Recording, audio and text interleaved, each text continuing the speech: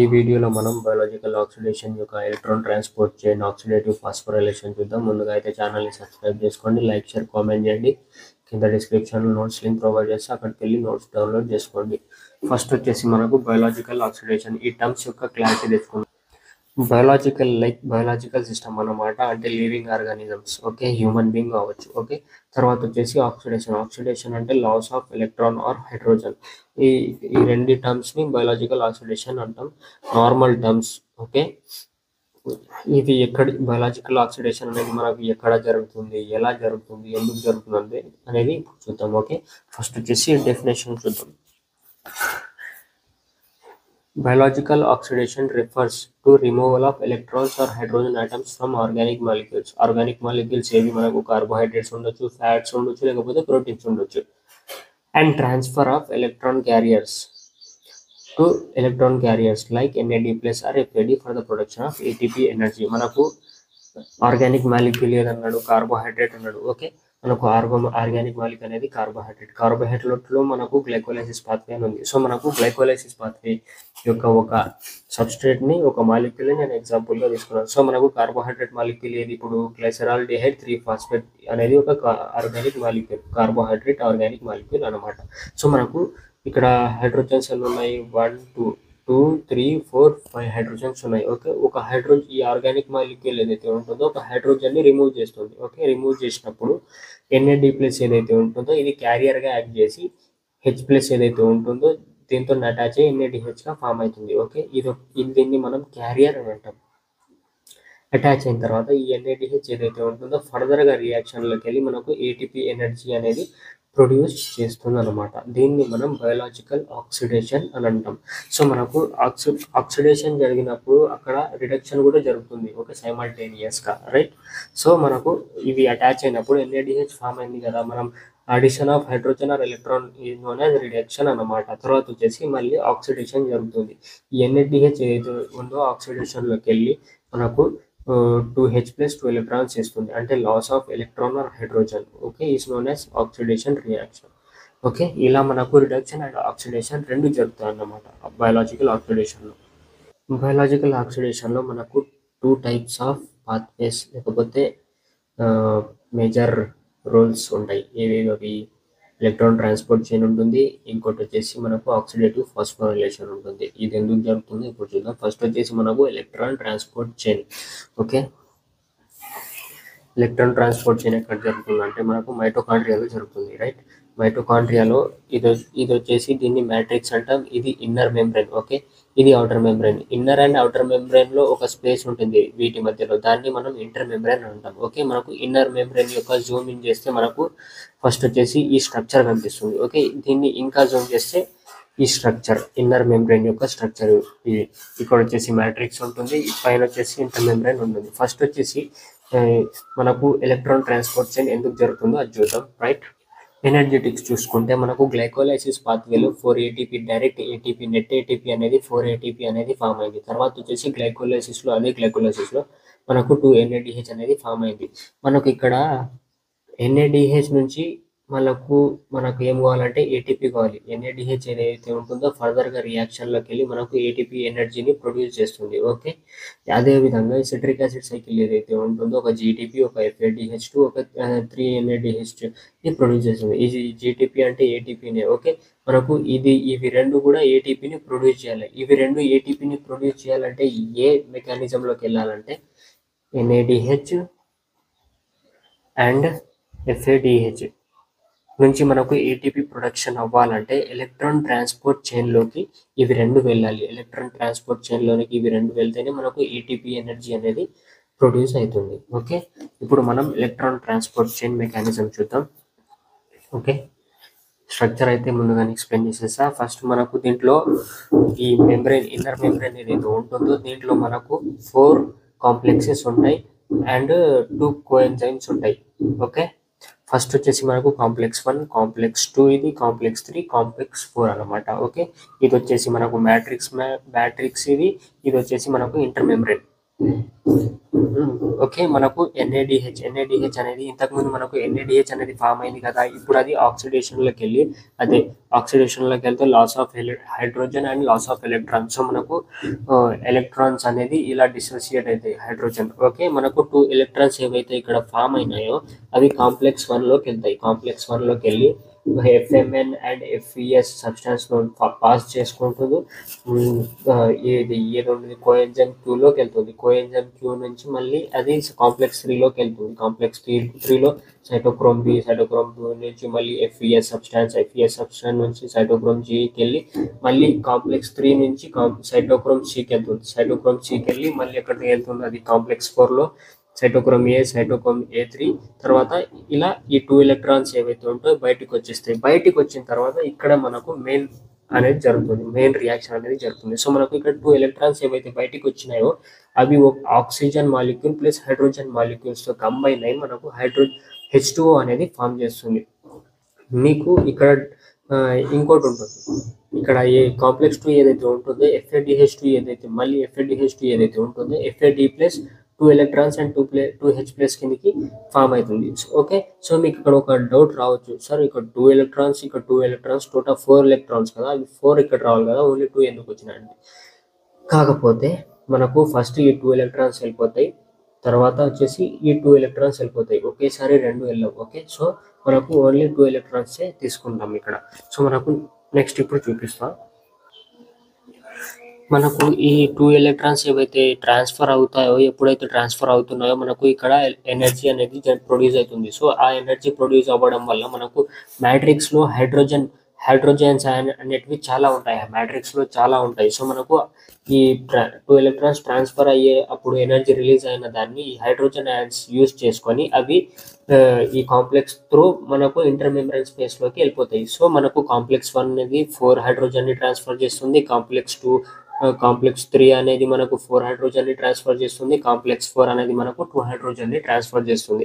Complex 2 ఏదైతే ఉంటుందో ఎటువంటి హైడ్రోజన్స్ని ట్రాన్స్ఫర్ చేయదు. సో మనకు ఇక్కడ హైడ్రోజన్ అయాన్స్ ఏవైతే ఉన్నాయో అన్ని అక్యూములేట్ అయిపోతాయి. సో మనకు ఇక్కడ వరకు ఎలక్ట్రాన్ ట్రాన్స్పోర్ట్ చేయాలన్నమాట. నెక్స్ట్ వచ్చేసి మనం ఆక్సిడేటివ్ ఫాస్ఫోరైలేషన్ చూద్దాం.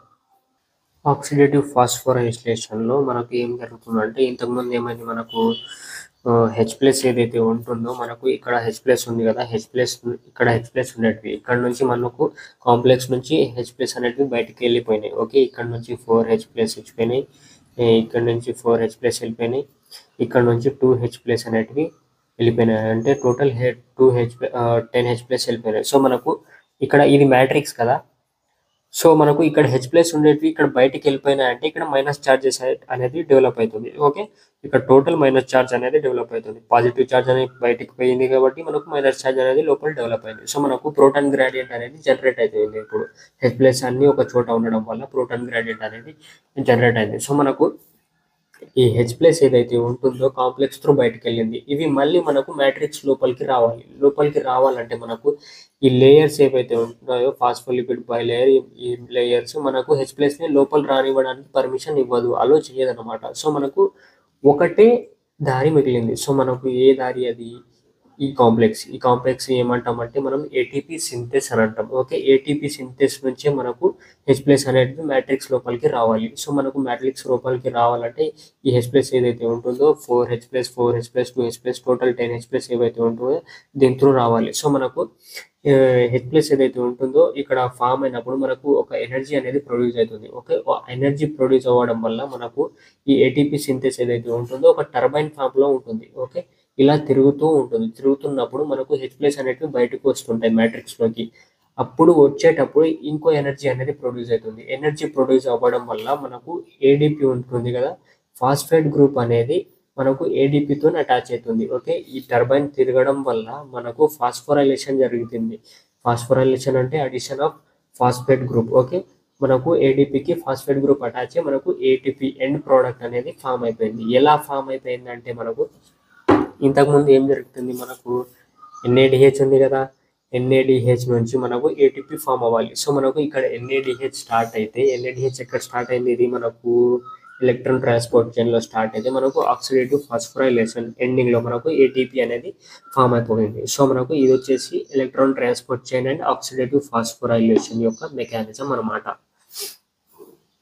Inhibitors of electron transport chain మనకు ఇన్హిబిటర్స్ సేమ్ ఉన్నాయి. ఆక్సిడేటివ్ ఫాస్ఫోరైలేషన్ కి అండ్ ఎలక్ట్రాన్ ట్రాన్స్పోర్ట్ చైన్ కి రెండు సేమ్ ఉంటాయి. Okay, electron transport chain inhibitors are chemicals or drugs that block the flow of electron through the ETC. అంటే మనకు ఇక్కడ 2 electrons ఉన్నాయి. ఓకే, ఈ 2 ఎలక్ట్రాన్స్ అనేటివి మనకు ట్రాన్స్ఫర్ అవుతున్నాయి కదా ఎలక్ట్రాన్ ట్రాన్స్పోర్ట్ చైన్ లోకి. ఇవి ట్రాన్స్ఫర్ అవ్వకుండా మనకు ఇన్హిబిటర్స్ అనేటివి ఇక్కడనే స్టాప్ చేసేస్తాయి. ఓకే, స్టాప్ చేసేస్తే బ్లాక్ చేయడం వల్ల మనకు ఫార్వర్డ్ అనేవి మూవ్ కాకపోతే మనకు ఏటీపీ అనేది ప్రొడ్యూస్ అవ్వదు. ఏటీపీ ప్రొడ్యూస్ అవ్వకపోతే మనకు సెల్ ఎనర్జీ అనేది డెవలప్ అవ్వదు, సెల్ అనేది సర్వైవ్ అవ్వదు. సో సెల్ డెత్ అనేది జరుగుతుంది. Okay, stop ATP production and often leading to cell death due to energy failure.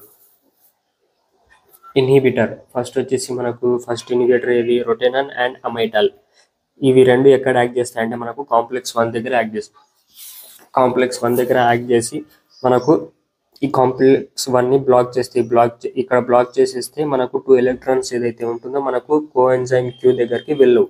Okay, తర్వాత వచ్చేసి మనకు ఇన్హిబిటర్ యాంటీమైసిన్. ఇది వచ్చేసి ఎక్కడ యాక్ట్ చేస్తుంది అంటే కాంప్లెక్స్ 3 మీద యాక్ట్ చేస్తుంది. Inhibits electron transport from cytochrome b to cytochrome c. మనకు కాంప్లెక్స్ 3 మీద యాక్ట్ చేస్తుంది. ఇక్కడ సైటోక్రోమ్ బి నుంచి సైటోక్రోమ్ జి వరకు మనకు బ్లాక్ చేస్తుంది అన్నమాట, 2 ఎలక్ట్రాన్స్ ని ముందరికి పంపకుండా. ఓకే, సేమ్ అదే విధంగా ఇన్హిబిటర్ సైనైడ్ అనేది ఉంది. ఓకే, అది వచ్చేసి మనకు సైట్ ఆఫ్ యాక్షన్ వచ్చేసి కాంప్లెక్స్ 4 మీద యాక్ట్ చేస్తుంది. Bind to cytochrome oxidase blocking electron transfer to O2. Okay, తర్వాత వచ్చేసి మనకు inhibitor oligomycin site of action ATP synthase. ATP synthase మనకు ఇది ఏటీపీ సింథేస్ ఇది F0 సబ్ యూనిట్ అనేది ఇది. ఓకే, F0 సబ్ యూనిట్ మీద యాక్ట్ చేస్తుంది. Block proton flow through ATP synthase. Okay, halting ATP synthesis అంటే మనకు ఇక్కడ ఈ హైడ్రోజన్స్ ఏవైతే ఉన్నాయో ఇక్కడ పాస్ కాకుండా మనకు అవి బ్లాక్ చేస్తాయి అన్నమాట. బ్లాక్ చేస్తే మనకు ఏటీపీ అనేది ప్రొడ్యూస్ అవ్వదు. ఓకే, ఇన్హిబిటర్స్ ఆఫ్ మనకు oxidative phosphorylation and ETC electron transport inhibitor కూడా అన్ని సేమ్ ఉన్నాయి. ఓకే, నేను ఇక్కడ ఇలా రాసిన, ఇంతకుముందు అయితే ఇలా రాసిన. సో ఏదైతే చూస్ చేసుకొని రాసుకోండి. ఎక్కువ మ్యాటర్ ఇలా కనిపిస్తుంది, ఇలా కనిపిస్తే మీకు మార్క్స్ ఎక్కువ పడతాయి. ఓకే, సేమ్ ఉంది అది కూడా. Uncouplers of oxidative phosphorylation. They disturb the proton gradient allowing electron transport to continue without ATP synthesis. అంటే మనకు ప్రోటాన్ గ్రాడియంట్ ఎలా జనరేట్ అయింది మనకు ఫస్ట్ ఇక్కడ 4H+, 4H+, 2H+, ఆ టోటల్ H+ అనేటివి ఇక్కడ ఎక్కువ అయిపోయినాయి. ప్లస్ ఛార్జ్ అనేది మనకు ఇంటర్ మెంబ్రేన్ లో ఎక్కువ అయిపోయింది. మ్యాట్రిక్స్ లో మొత్తం ఇక్కడ ప్లస్ ఛార్జ్ అవ్వడం వల్ల మనకు ఇక్కడ టోటల్ మైనస్ ఛార్జెస్ వస్తాయి. సో దానివల్ల మనకు ప్రోటాన్ గ్రాడియంట్ అనేది జనరేట్ అయ్యి మనకు ఇక్కడ హైడ్రోజన్స్ ఏవైతే ఉన్నాయో అక్యూములేట్ అయ్యి మనకు ఏటీపీ సింథేస్ నుంచి బయటకు వస్తాయి. ఓకే, దానివల్ల మనకు ఏటీపీ ఎనర్జీ అనేది ప్రొడ్యూస్ అవుతుంది. కాకపోతే మనకు ప్రోటాన్ గ్రాడియంట్ లో ఇప్పుడు డిస్టర్బెన్స్ వచ్చింది. అంటే మనకు హైడ్రోజన్స్ ఏవైతే ఉన్నాయో చాలా తక్కువ H+ అనేవి చాలా తక్కువగా బయటకు వెళ్ళిపోయినాయి. సో మనకు ప్రోటాన్ గ్రాడియంట్ లో డిస్టర్బెన్స్ వచ్చింది. సో అప్పుడు ఏం జరుగుతుందంటే మనకు హైడ్రోజన్స్ ఏవైతే ఉంటాయో డైరెక్ట్ బయటికి వచ్చేస్తాయి వితౌట్ ఏటీపీ ప్రొడక్షన్. ఏటీపీని ప్రొడ్యూస్ చేయకుండా ఒక్కొక్కటి మెల్లమెల్లగా ఆ లోపలికి వచ్చేస్తాయి అనమాట. ఓకే, ఏటీపీ జనరేట్ అవ్వకుండా. దాన్ని మనం అన్కప్లర్స్ ఆఫ్ ఆక్సిడేటివ్ ఫాస్ఫోరైలేషన్ అన్నాం. ఎగ్జాంపుల్ వచ్చేసి 2,4 dinitrophenol carries H+ across cell membrane dissipate proton gradient. అంటే మనకు ప్రోటాన్ గ్రాడియంట్ తో సంబంధం లేకుండా H+ ని మనకు ఏటీపీ సింథేస్ ఈ సెల్ మెంబ్రేన్ ఏటీపీ సింథేస్ కూడా కాదు, సెల్ మెంబ్రేన్ ఏదైతే ఉంటుందో దాని నుంచి ట్రాన్స్ఫర్ లోపలికి తీసేసుకుంది అన్నమాట. ఓకే, తర్వాత వచ్చేసి thermogenin natural protein in brown fat generate heat instead of ATP. Okay, ATP అవసరం లేకుండా మనకు హీట్ అనేది జనరేట్ చేస్తుంది. తర్వాత వచ్చేసి FCCP proton ionophore collapses proton gradient. ఇది ఏం చేస్తుంది ప్రోటాన్ గ్రాడియంట్ ని మనకు కొలాప్స్ చేసి వస్తుంది. ఓకే, సబ్స్ట్రేట్ లెవెల్ ఫాస్ఫోరైలేషన్ ముందుగా అయితే చదువుదాం, తర్వాత డీటెయిల్ గా ఎక్స్ప్లెయిన్ చేస్తాను. It is a biochemical reaction where is a phosphate group is directly transferred from A substrate నుంచి మనకు ఫాస్ఫేట్ గ్రూప్ అనేది డైరెక్ట్ ఏడీపీకి ట్రాన్స్ఫర్ అవుతుంది. ఏడీపీకి ట్రాన్స్ఫర్ అయ్యి అది ఏటీపీని ఫామ్ చేస్తుంది. అదే మనకు సబ్స్ట్రేట్ లెవెల్ ఫాస్ఫోరైలేషన్. ఇక్కడ మనకు ఏముంది, ఇక్కడ గ్లైకోలైసిస్ పాత్వే ఉంది. ఎగ్జాంపుల్కి తీసుకుందాం. ఓకే, ఇది ఒక సబ్స్ట్రేట్. గ్లైకోలైసిస్ పాత్వేలో ఇది సబ్స్ట్రేట్ పేరేంటిది 1,3 బిస్ఫాస్ఫోగ్లిసరేట్. ఫాస్ఫోగ్లిసరేట్ కైనేస్ ప్రెజెన్స్లో, ఈ ఎంజైమ్స్ ప్రెజెన్స్లో మనకు ఇక్కడ ఫాస్ఫేట్ గ్రూప్స్ ఎన్ని ఉన్నాయి? 1, 2 ఉన్నాయి. ఈ ఫాస్ఫేట్ గ్రూప్ ఏదైతే ఉంటుందో మనకు అడినోసిన్ డైఫాస్ఫేట్ అంటే 2 ఫాస్ఫేట్ గ్రూప్స్ ఇక్కడ ఉన్నాయి. ఈ ఫాస్ఫేట్ గ్రూప్ ఇక్కడికి వెళ్ళి అటాచ్ అవుతుంది. అటాచ్ అయినప్పుడు మనకు ఏటీపీ అనేది ఫామ్ అయిపోయింది. సో దీన్ని మనం ఏమంటామంటే సబ్స్ట్రేట్ లెవెల్ ఫాస్ఫోరైలేషన్ అంటాం. ఇక్కడ చూడొచ్చు ఫాస్ఫేట్ గ్రూప్ గాయమైపోయింది. నెక్స్ట్ వచ్చేసి మనకు ఇంకో ఎగ్జాంపుల్ గ్లైకోలైసిస్లోనే ఫాస్ఫోయినల్ పైరువేట్లో మనకు ఒక ఫాస్ఫేట్ గ్రూప్ రిలీజ్ అయ్యి ఏడీపీతో అటాచ్ అవుతుంది. ఏడీపీతో అటాచ్ అయ్యి మనకు డైరెక్ట్గా ఏటీపీ అనేది ఫామ్ అయింది. తర్వాత వచ్చేసి క్రిప్స్ సైకిల్లో కూడా అంతే. సక్సినల్ కోఏలో మనకు ఒక ఫాస్ఫేట్ గ్రూప్ ఏదైతే ఉంటుందో జీడీపీతో అటాచ్ అయ్యి జీటీపీ అనేది ఫామ్. ఓకే, ఇది వచ్చేసి మనకు సబ్స్ట్రేట్ లెవెల్ ఫాస్ఫోరైలేషన్. మనకు ఇక్కడ ఎలక్ట్రాన్ ట్రాన్స్పోర్ట్ చైన్ అనేది ఇన్వాల్వ్ అవ్వడం అవసరం లేదు. It is enzyme catalysed reaction.